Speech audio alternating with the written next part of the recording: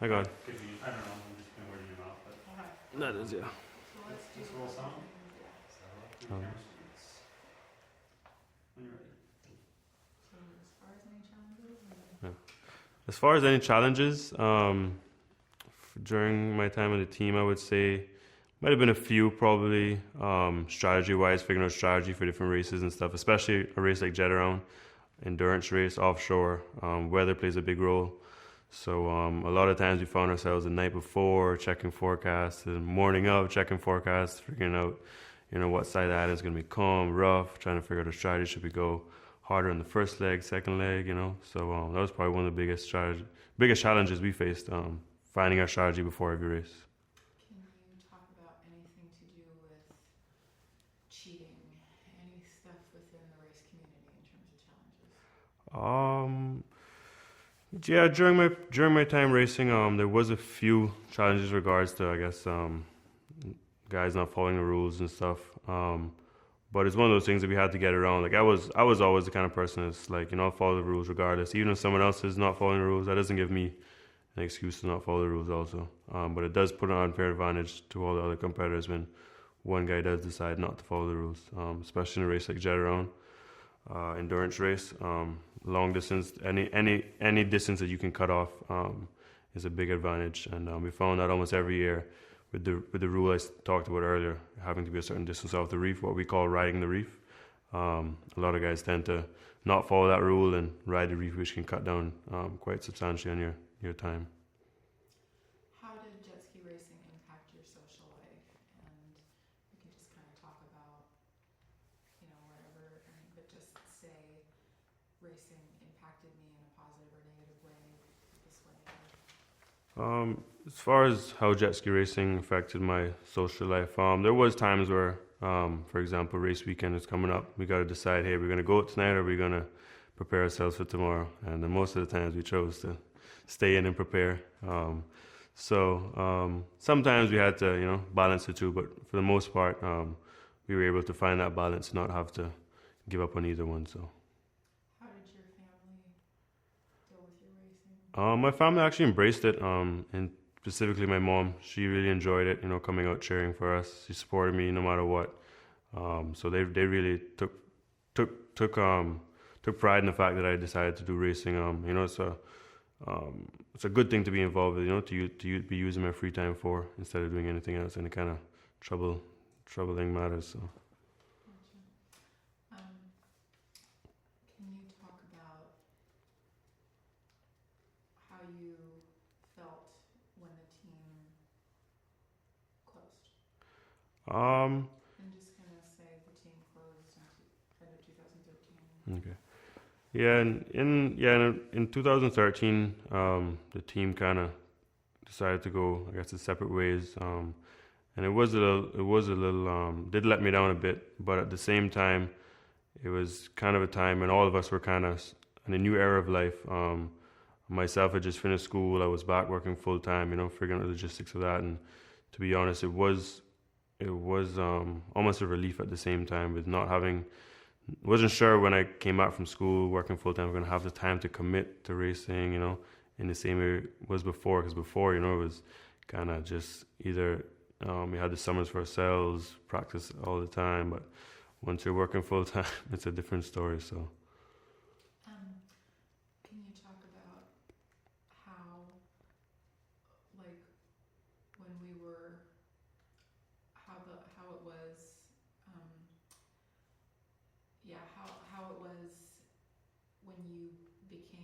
when I had you be a manager? Can you talk about how that happened and how you felt about it and sort of how that was for you and for the team and everything? So I think it was probably in around 2010 that Erica asked me to step in and help out as assistant manager. I think at that point as a team, we grew. We started to compete overseas, especially in Canada and whatnot. So it was actually a really good experience to be able to step in and help the team out that way. And it was doing stuff from setting up practices, making sure the guys had all the gear, we had all the gas for the races, jet skis were prepared, service, ready to go. but it had definitely helped the team out a lot, and even brought us stronger together by being able to step in and kind of take that leadership role with the guys. So. Can you talk about any fun stories, anything that's happened, anything at all? Just tell some stories. Funny stories. If you want funny stories, you could probably go back to any summer. I think that was the highlights of the racing when we would go to Canada for the summers when we started racing up there. I mean, stuff from William jumping up or trying to fit himself into a suitcase to Taylor sleeping in the middle of the races. Man, we had a blast. That's what I said. Is by us all being friends, it helped the team definitely keep that close, close bond between each other. So. Talk about your favorite race. Favorite race. Where it was, what it was like, how you did. My favorite race would probably have to be one of the stops in the Canadian National Tour. I think it was the first one I actually competed in by myself with the intention to do the whole tour. And I think it would have been the race that I got to race Erica's jet ski, which was the fast one. And I did really, really well. And just being able to compete at that level, international, felt really good. And that was probably one of my best highlights. Oh, cool. Can you think of anything else? Just trying to think because I'm so involved in it. If there's any like basic stuff that we maybe haven't covered. No, I'm trying to think back to the document. Yeah. Why don't you tell me about when you could answer this question, Erica, but or I mean, I'd go through you first. Maybe talking about your accident in particular, like how it affected the team. My world finals accident.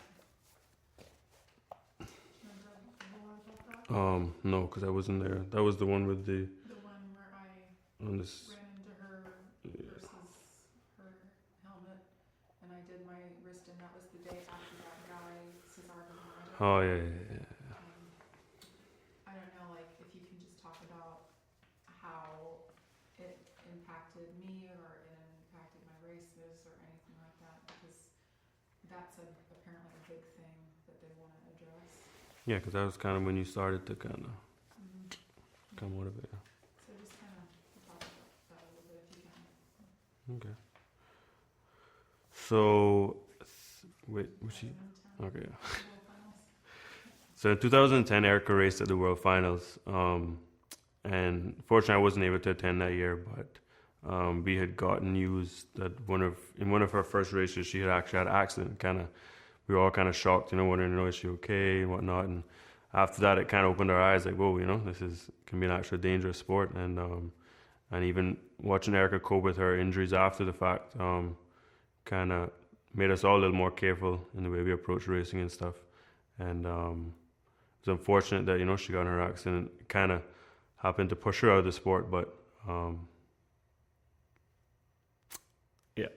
Can you talk about like safety stuff that we did, gear that we wore that maybe no other team did, anything in training, anything sort of related to that? Because there's been, and there were a couple people here that died racing. Maybe you can talk about that danger part and even Andrew's leg and just kind of how that sort of made us be aware of all that. Just kind of the flip side of the whole thing. So even I would say before Erica's injury, we probably weren't that I guess aware, or we were not conscious about the safety aspects of the sport. And after that, we really decided to kind of step it up, and we made sure that we had all the relevant gear we needed to be as safe as we could: helmets, chest guards, back braces, shoes, gloves, wetsuits, and we made sure we practiced with them, raced with them, so we're comfortable with the gear. Whenever we practice, we would practice scenarios where how to get out of a situation in the event that you could have gotten into an accident. So we really did take a big approach to safety and made sure practice racing we were always as safe as we could be. talk about what you were required to do as co-manager? Forgot about that one. Didn't I say that with another one? Sort of. You talked about like when and stuff like that, but not like what specifically you would do. Okay. So during my time when I was assistant manager with Erica, I had to do a bunch of tasks from organizing practice for the guys, making sure we had all the equipment ready, ensuring all the jet skis were serviced, maintained, ready to go. We ensured meetings were set up to discuss strategy, planning for the races and stuff. That was another big thing. Every race, you had to make sure we had all the gear, the tent, drinks, full work set up. That was another part I was involved in. And there's a bunch of other tasks too to make sure the team was ready for any event. Sorry, can we see that? Sorry, do that one more time. I didn't want to cut it off, but just so there's not that. There's a big, big Oh, arm yeah, right in the middle of that. Oh. But, All right, well, let me guys get some water.